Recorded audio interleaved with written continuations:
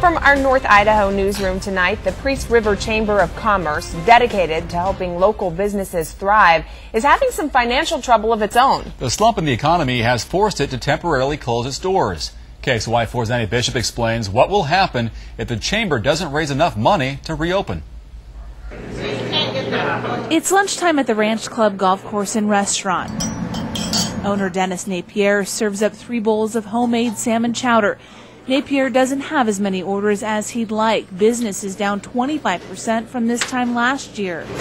I've been in business here for 22 years, and this is really crisis time, so for businesses. A time when restaurants and other local businesses need the Priest River Chamber of Commerce. Times of trouble, we need everybody, working on the same team, and the chamber is a supporter of the community. The chamber, however, is temporarily closed. It doesn't have enough money to pay its utility or insurance bills.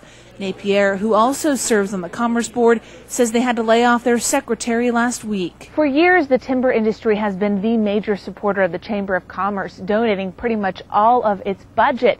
But with 2 mills now closed, including the one here behind me, and another laying off employees, that money is drying up. It would be equivalent to Seattle losing Microsoft and Boeing at the same time. In fact, it might even be worse. The chamber needs $19,000 to operate, but this fiscal year they've only received $8,000 in donations. It's a big deal. Yeah, it's a big deal. Carrie Martin, chamber president, says they need to raise $11,000 to continue supporting local businesses and tourism.